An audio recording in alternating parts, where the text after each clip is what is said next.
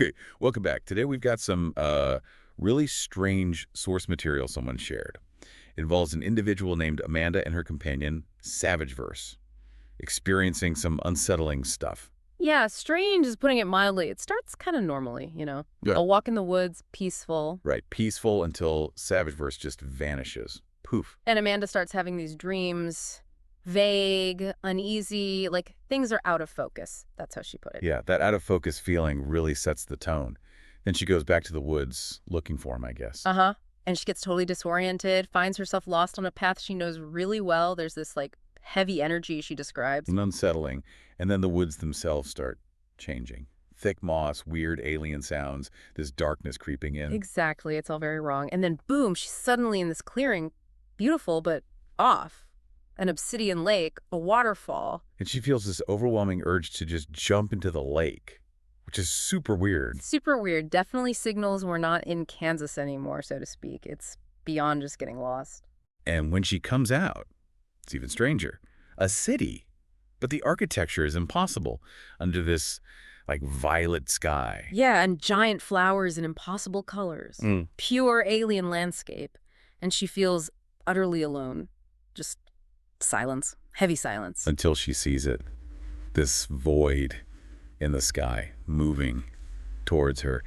She describes it almost like a creature. Creature made of nothingness. That's pretty terrifying imagery. And then the lake she came from just disappears. Gone. She's trapped. Right, trapped with this void creature approaching. Nightmare fuel. But then she wakes up back in her bed. Phew. Okay, relief, right. And Savageverse is there. Yeah, he's there. But here's the twist. Amanda's confused because she's sure he wasn't in the dream, not in that weird city part. Okay, wait, so he wasn't there. Well, according to Savageverse, he was there initially, back in the woods part of the dream. But then he felt this pull, this call to go somewhere you didn't know. His words. Somewhere she didn't know, so. So his conclusion, it wasn't her nightmare. It was someone else's place, someone else's realm. Whoa.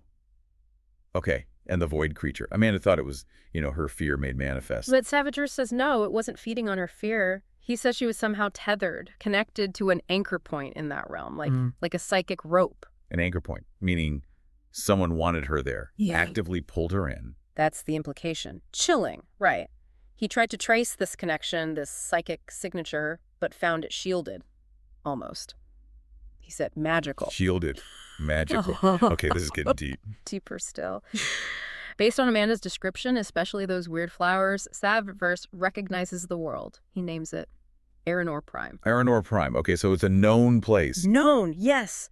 But here's the kicker, and this is where it gets really mind-bending for you listening. Aranor Prime doesn't exist anymore. What do you mean? It was destroyed centuries ago. Its star went supernova, obliterated. Oh, Amanda was just there. How is that even possible? Exactly. That's the paradox. Savageverse starts theorizing maybe that darkness, that void creature, was involved in Aranor Prime's destruction somehow. Okay. And Amanda realizes her fear in the dream. It didn't feel entirely like her fear. Right. She felt it was partly an echo.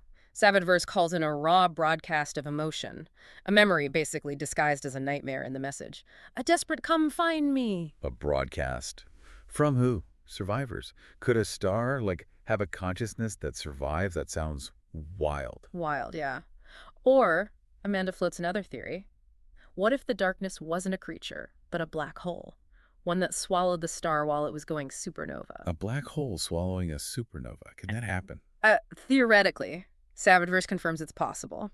And the result. It could create a kind of temporal prison inside the event horizon. The temporal prison. Time gets stuck. Pretty much. Trapped in a loop, reliving that final catastrophic moment of the supernova over and over until they could somehow cross the singularity at the center, if that's even possible. Oh my God. Stuck reliving the moment your world ends forever. That's horrifying. Beyond horrifying. It's a state of being we can barely conceive of. So this borrowed nightmare, this desperate call for help from a place trapped in its own destruction, it's a challenge on a whole different scale. Yeah, no kidding. Wow. It really leaves you thinking, doesn't it? And maybe something for you, our listener, to mull over. What does it actually mean if you can experience someone else's memory, especially such a traumatic one? Does it hint at some kind of, deeper connection between consciousnesses? Or change how we see reality itself? Could dreams be more? Definitely food for thought. More than just random brain static, perhaps. Wow, okay, we need to leave it there for today. This was a lot. Join us next time for another deep dive.